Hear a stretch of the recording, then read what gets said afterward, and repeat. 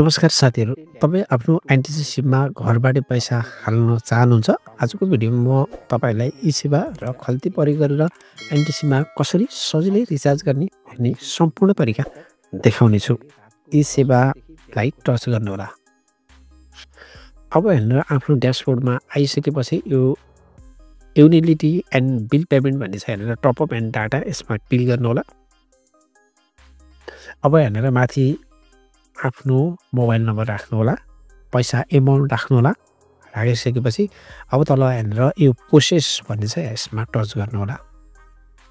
अब हेरेर यति गरिसकेपछि माथि पैसा देखाउँछ, त्यसपछि डिटेल्समा तपाईँको नम्बर देखाउँछ र तपाईँहरूले एकचोटि आफ्नो मोबाइल नम्बर रिचार्ज गर्ने मोबाइल नम्बर पनि चेक गर्न सक्नुहुन्छ हेरेर। त्यसपछि योर बिल टोटल हेरेर पेलिङ अमाउन्ट भन्ने छ हेरेर कन्फर्म गर्नुहोला। अब हेरेर तपाईँहरूले आफ्नो ई-सेवाबाट सजिलै मोबाइलमा रिचार्ज गर्न सक्नुहुन्छ। यो भयो ई-सेवाबाट रिचार्ज गर्ने तरिका।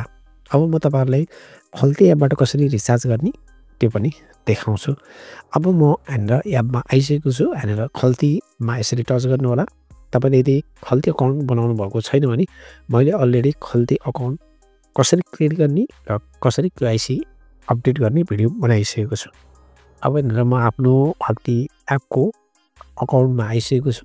तल यो रिचार्ज एन्ड बिल पेमेन्ट भन्ने छ, यसको पनि टपअप छ, यसमा टच गर्नुहोला। यसमा टच गरिसकेपछि अब हेरेर माथि मोबाइल नम्बर राख्नुहोला। अब हेर्न तल अमाउन्ट छ, अमाउन्ट राख्नुहोला।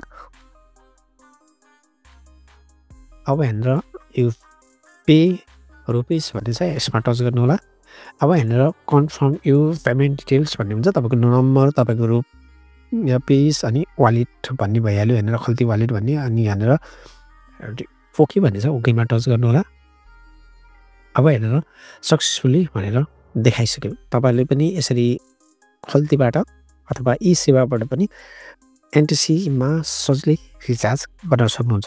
जसले गर्दाखेरि तपाईँ यदि कहिलेकाहीँ समस्या परेको बेलामा अथवा कुनै डिलरमा गएर रिचार्ज गर्नुको लागि अथवा साथीभाइलाई रिचार्ज भन्नुको लागि अथवा गरिदिनुको लागि अथवा फ्यामिलीलाई रिचार्ज गर्नुको लागि, घर परिवार साथीलाई रिचार्ज गर्नुको लागि यो उपाय एकदमै बेस्ट हुन्छ। एनटिसी रिचार्ज गर्नुको लागि ई-सेवा र खल्तीबाट सजिलै हामी गर्न सक्छौँ। यो एकदमै सजिलो प्रक्रिया हो साथीहरू।